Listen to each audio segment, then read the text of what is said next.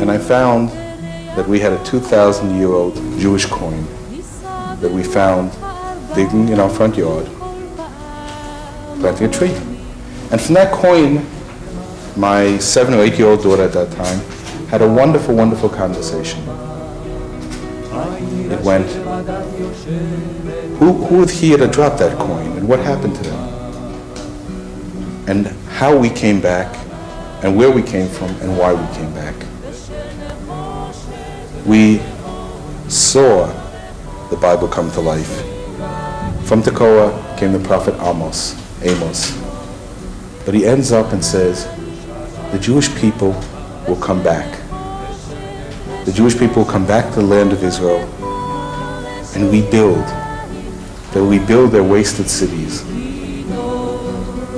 They'll replant their gardens.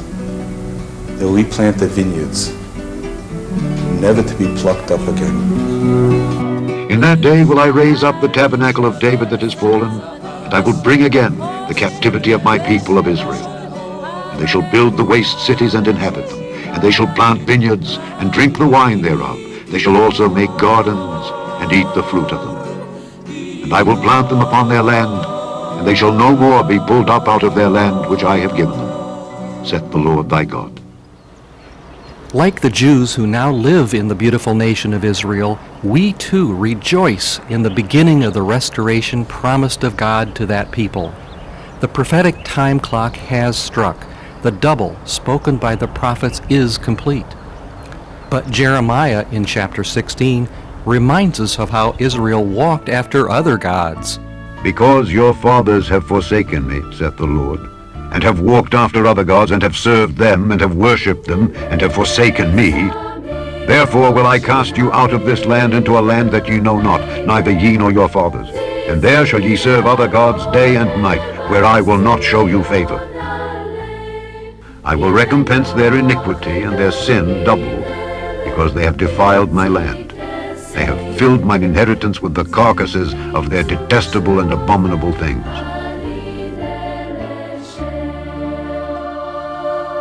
Israel was to experience a time of disfavor, and this disfavor was to be the same length of time as her time of favor, which was to be the time from Jacob's death until the first advent of Jesus.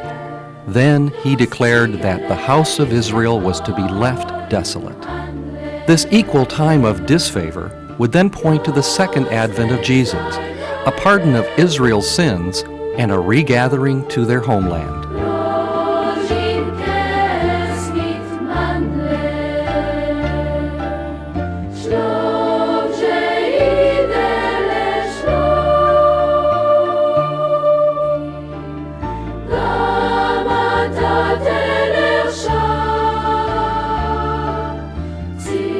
Repent ye therefore, and be converted, that your sins may be blotted out when the times of refreshing shall come from the presence of the Lord. And he shall send Jesus Christ, which before was preached unto you, whom the heaven must receive until the times of restitution of all things, which God hath spoken by the mouth of all his holy prophets since the world began. When it comes to this country, to this holy land, it has changed hands because people conquered Israel at the time. People exiled Israel from Israel to the diaspora. But we never lost faith in our right on this country.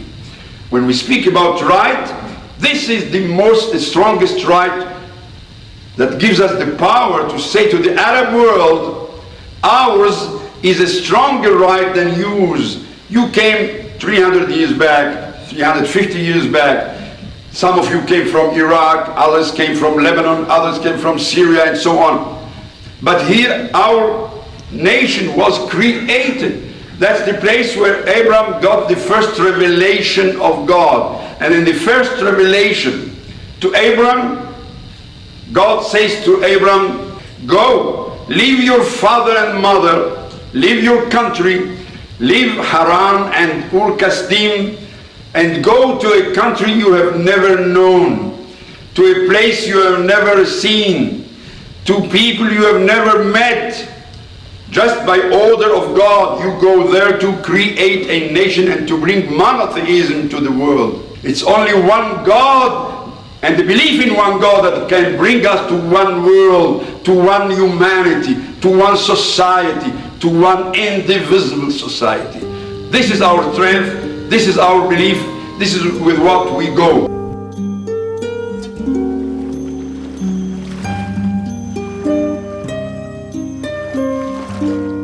Prophecies point to the year 1878 as the date at which Israel's double time of waiting for the king was fulfilled, and from which their return to favor and turning away of their blindness was due to date. The time after which it would be due to speak comfortably to Jerusalem, and cry unto her that her appointed time is accomplished, and her iniquity pardoned, for she hath received of the Lord's hand double for all her sins. From that date onward, therefore, we should see, as we should expect, marked indications of returning favor to that people, a movement toward their actual planting again in their own land, and their rebuilding as a great nation. For Thus saith the Lord, the God of Israel, like these good figs, so will I acknowledge them that are carried away captive of Judah. For I will set mine eyes upon them for good, and I will bring them again to this land. And I will build them and not pull them down. And I will plant them and not pluck them up. And I will give them an heart to know me, that I am the Lord. They shall be my people, and I will be their God. For they shall return unto me with their whole heart.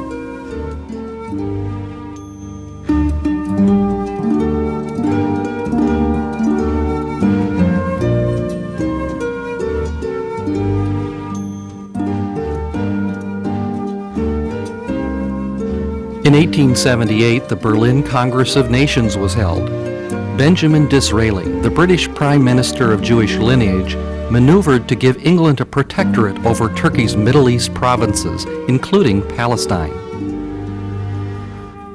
The British eased restrictions upon the Jews about buying and settling the land, and thus it appeared that the time to favor Zion had indeed come.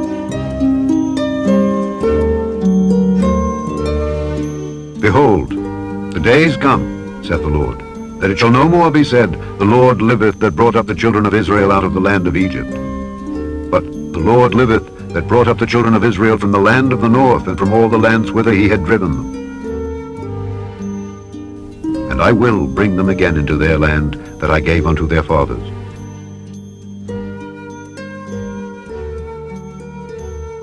I will send for many fishers, saith the Lord, and they shall fish them.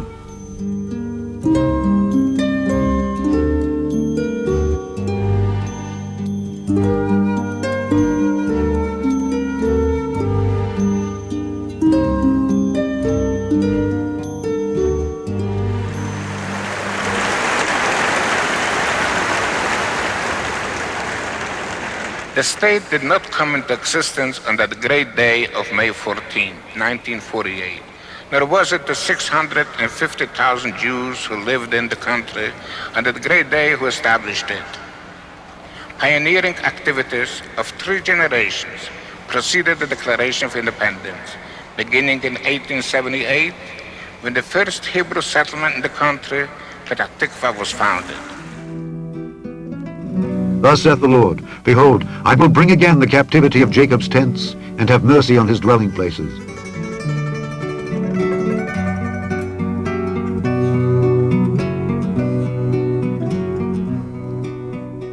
And the city shall be builded upon her own heap, and the palace shall remain after the manner thereof.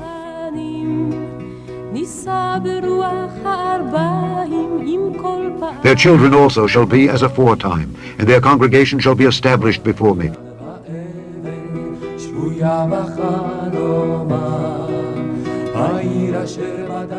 And I will punish all that oppress them.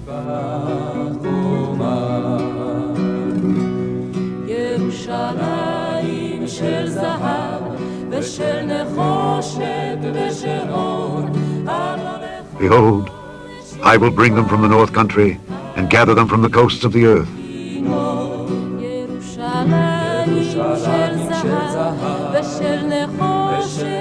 A great company shall return thither. They shall come with weeping, and with supplications will I lead them.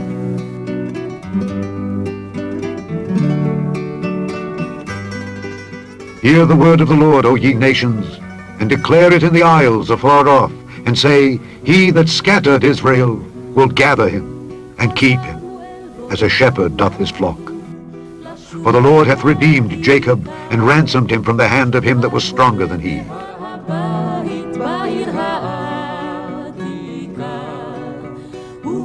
Therefore they shall come and sing in the height of Zion, and shall flow together to the goodness of the Lord. And their soul shall be as a watered garden. They shall not sorrow any more at all. Thou shalt arise and have mercy upon Zion, for the time to favor her, yea, the set time is come.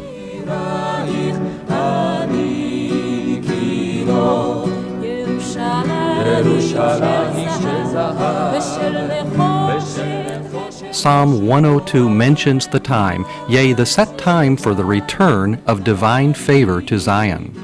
In due time, David, Solomon, and others represented Jehovah in the kingdom of Israel and sat upon the throne of the kingdom of the Lord.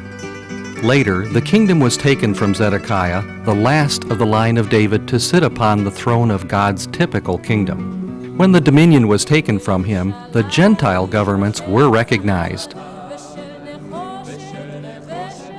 Gentile governments were promised a lease of power during the period when Israel would be cast off from God's favor. Then, at the end of the appointed time, the Gentile lease of earthly power in turn, and God's original provision for Israel to represent His kingdom in the world, would return. The whole period of time in which these various Gentile governments would dominate the world would last until Messiah's promised kingdom. And this period is symbolically stated to have been 7 times, that is, 7 years, evidently not literal years, but symbolical. At their end, the lease of earthly power of Gentile governments will terminate in the great time of trouble foretold by Daniel. Then Messiah shall stand up in the sense of assuming control of earth's affairs, and Gentile governments will cease. For all nations shall serve and obey Messiah. In dream, Nebuchadnezzar saw a stone taken from the mountain without human aid. He watched and saw the stone smite the image on its feet, and beheld, as the result, complete demolishment of the Gentile systems. This smiting of the image in the feet symbolically represented that it will be by divine power that present institutions will all come to naught, preparatory for the establishment of the kingdom of God in their stead. Then Messiah's kingdom, symbolized by the stone, not only will fill the place where the image stood, but gradually increasing will fill the whole earth. From this standpoint, it is not difficult for us to believe the words of the psalmist that there is a time for God's gathering Zion, yea, a set time, fixed and unalterable. The 7 times or years of Gentile domination should be interpreted a day for a year lunar time. 7 years in lunar time would represent 2,520 days, symbolically 2,520 years from the time Nebuchadnezzar, the head of the image, was recognized down to the time of the expiration of the lease of Gentile power, when the stone shall smite the image in the feet. The year of Zedekiah's dethronement was 606 BC. Thus calculated, the 2,520 years of Gentile lease of power will expire in October 1914.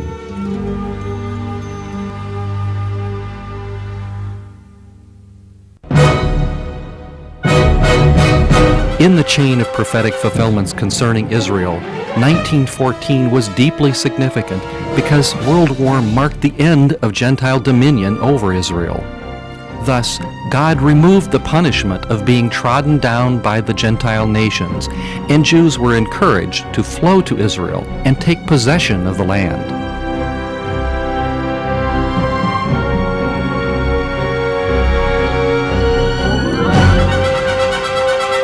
But Israel was still to endure the hunting that Jeremiah prophesied, another painful experience in the process of being regathered as a nation.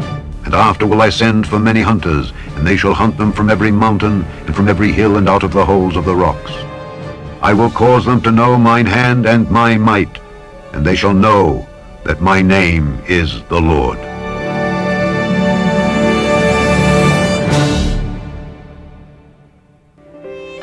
The year 1948 was another significant barrier in God's providential dealings with the Jewish people. Would the other nations of the world finally recognize her as an independent state? On the day of the UN vote, there is nervousness and silence in the streets and intense prayer. Afghanistan, no. Argentina, abstention. United Kingdom, abstain. The United States, yes. 4, 6, 2. The resolution of the Committee for Palestine was adopted by 33 votes, 13 against.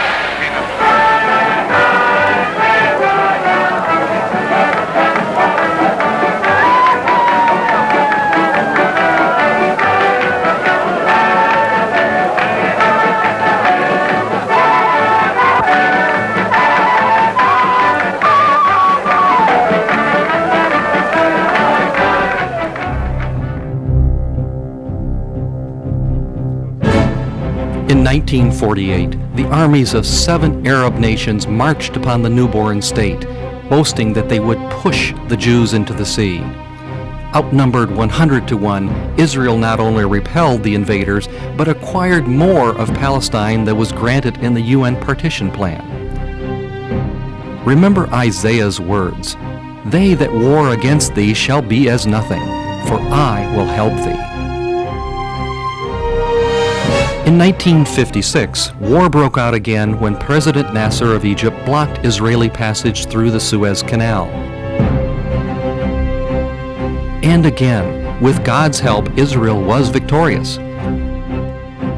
Then in 1967, the Egyptian leader blockaded the Gulf of Aqaba and declared that we are ready for war.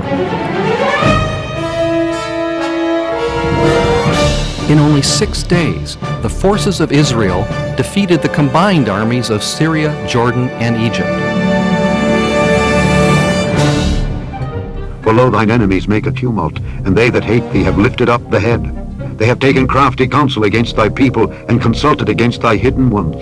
They have said, Come, and let us cut them off from being a nation, that the name of Israel may be no more in remembrance.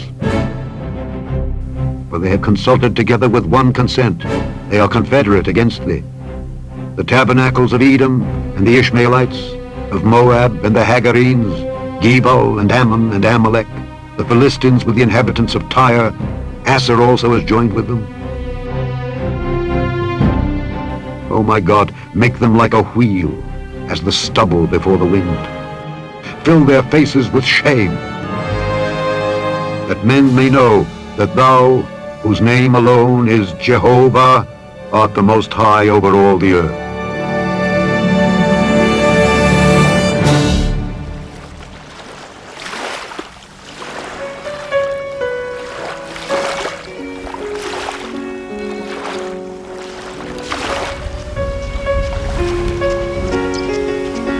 A victory has also been gained over the once barren and stony soil, and now it has been made to blossom and be fruitful.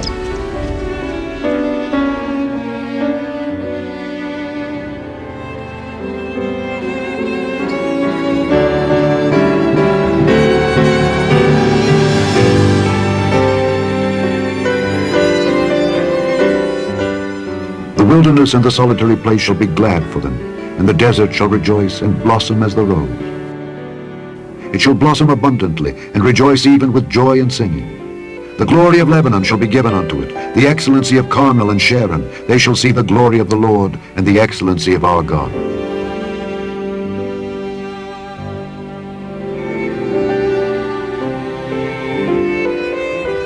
trees, fruits, and vegetables now growing where there was wasteland and malarial swamps is a miracle predicted by the prophets Amos and Ezekiel.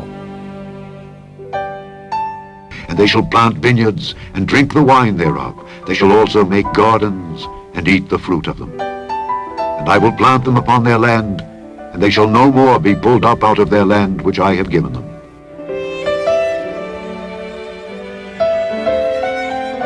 And the desolate land shall be tilled, whereas it lay desolate in the sight of all that passed by.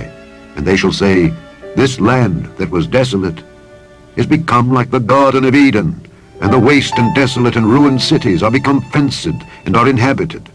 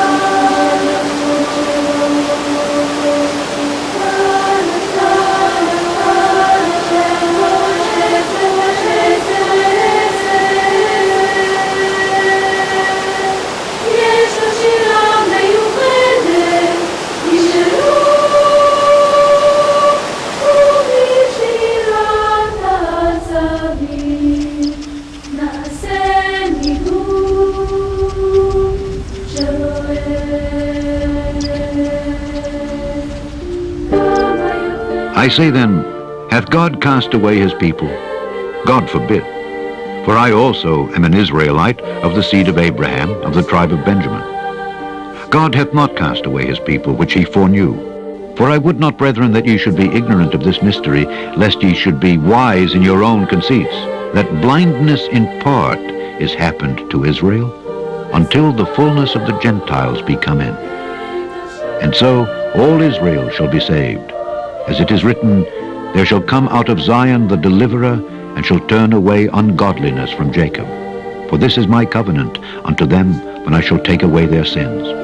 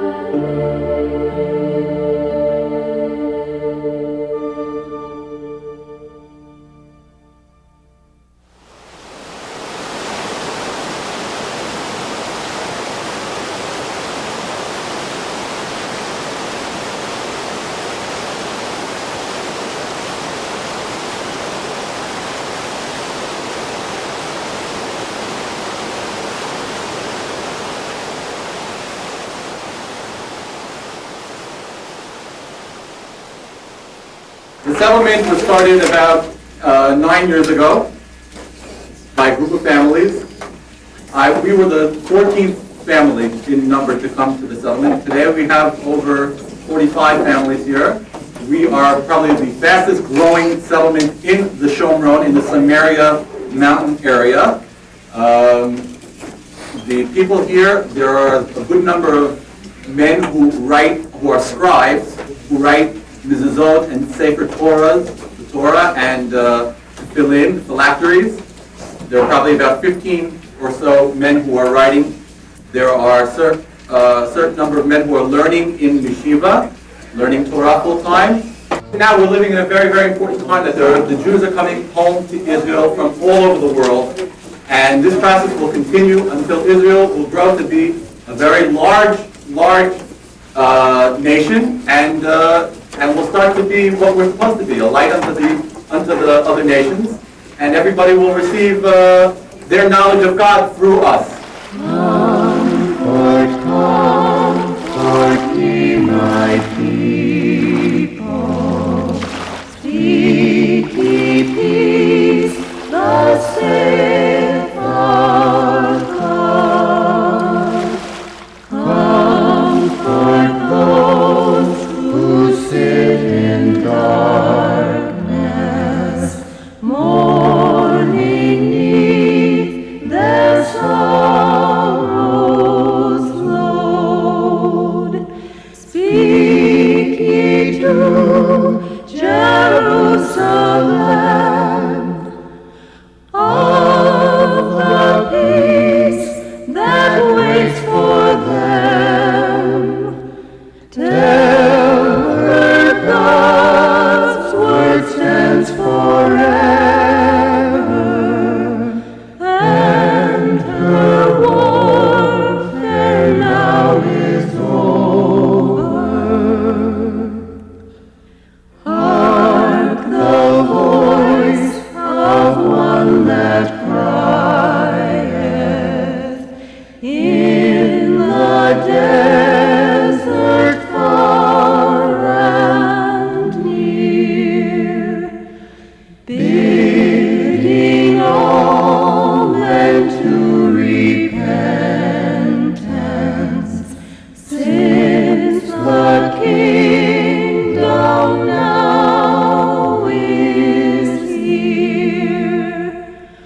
Oh, that warning cry obey. Now prepare your Lord away. Let the valleys rise to meet him, and the hills bow down to greet him. Make ye straight what long was crooked. Make the rougher places plain. Let your hearts be true and humble, as befits his holy reign. For the glory of the Lord now o'er earth is shed abroad, and all flesh shall see the dawn.